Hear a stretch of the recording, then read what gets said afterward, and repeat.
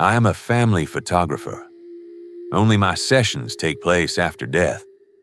I make a living by coming into homes when someone there has already died. No one is ever glad to see me at their door, because when I arrive, understanding comes with me. Nothing can be changed anymore. And now, all they have left is what I managed to preserve. And then, they step closer, very slowly, as if they're afraid to disturb something. Someone takes his hand, as gently as possible, with a kind of tenderness, as if trying to remember the feeling. Someone fixes his collar again and again, even though it's already perfect. They don't look at me anymore. They look at him, as if they're waiting for a sign, any sign. I can feel it in the room, that fragile, desperate hope that this is not the end, that maybe I'm not here for this, but I am. I position them closer. Stay like this, I say quietly. Just a moment. Their hands tremble, but they don't pull away, because this is the last time they're allowed to be this close. And I see it happen every time. That moment when it finally reaches them. Not all at once, but slowly, like something breaking without a sound. And even then, they don't move. They don't cry. They don't speak, because they're afraid to ruin this moment. Afraid the photograph won't work, that a single movement could destroy everything. And I ask them to stay completely still, just a little longer, until I say, that's enough. Now comes the hardest part. I step even closer, so close that I stop seeing them as a family, only lines, shape, light. I lift his head just a little higher, so it doesn't look like it's falling. I turn his face toward the light.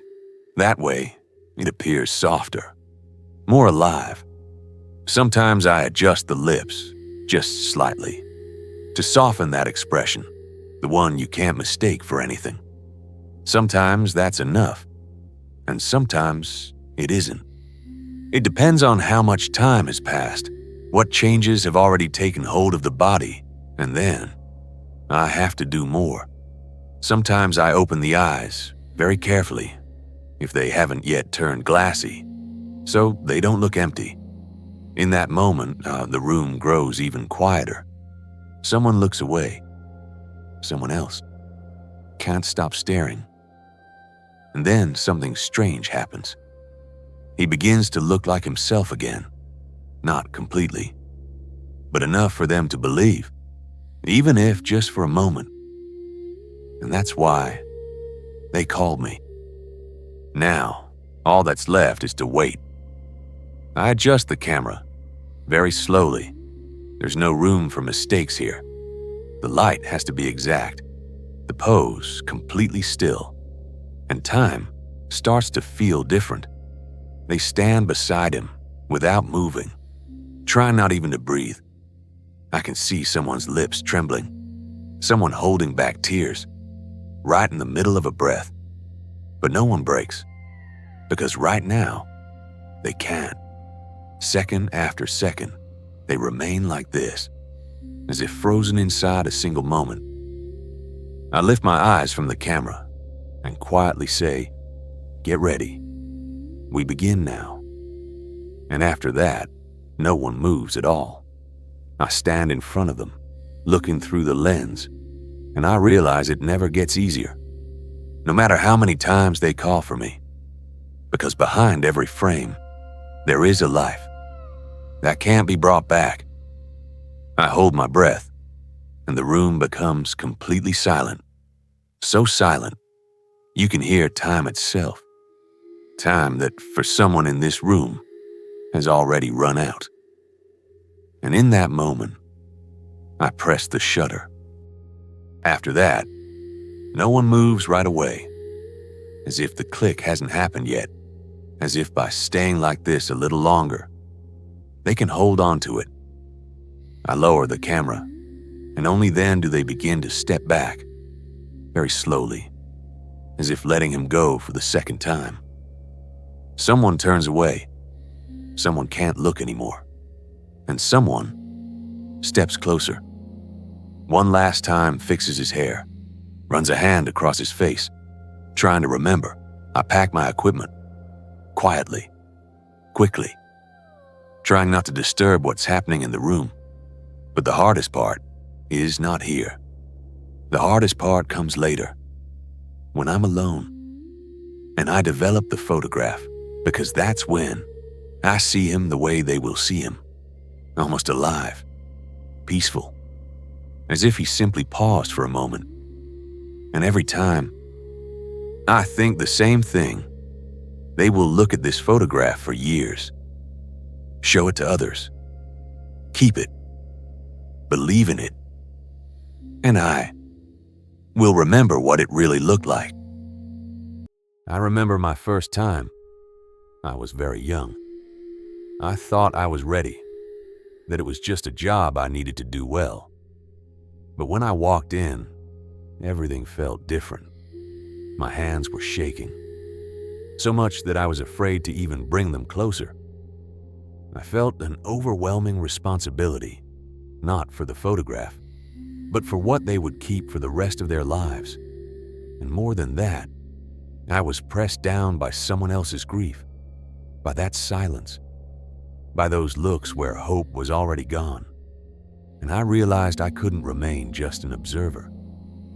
It was passing through me. I stood there, trying to breathe evenly, trying not to show how everything inside me tightened.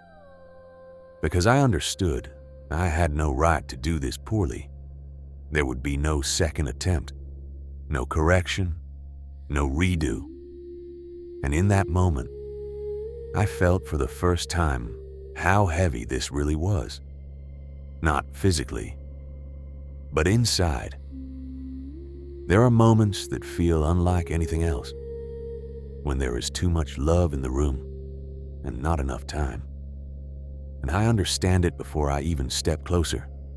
This will be hard, because in front of me is a life too small, a life that was never lived. And the parents don't let go, even when they have to. They hold on to every detail, the hair, the fingers, the breath that is no longer there. And in those moments, I try not to think, because if I allow myself to feel it fully, I won't be able to continue. Over time, something strange happens. You stop noticing it on the outside, but inside, something changes. I began to see people differently, not through fear, through value. I started noticing things I'd never paid attention to before. The way someone holds a hand, the way someone smiles without thinking, the way people say the most ordinary words, not knowing they might be the last. And that's when I understood how fragile all of this is, how quickly it can disappear, without warning, without time to say goodbye, and that the most important things always happen quietly, almost unnoticed. And then, only one moment remains. That one moment, the one they call me for. Over time, I began to understand how important this really is. This is not just a family photograph, not just a portrait. This is an image that will be kept differently, more carefully, more quietly. Sometimes, rarely taken out, because it brings too many emotions, too much pain. Sometimes, the opposite, looked at again and again, because there is nothing else left. This is the last photograph. Sometimes, the first, and the last at the same time. The final image of someone they loved, the way they chose to remember them. And in those moments, I understand. This is not about me, and not about photography. It's about them, about what remains after everything. Thank you for watching till the end. If this story stayed with you, subscribe to the channel. Here, we talk about things people usually don't talk about.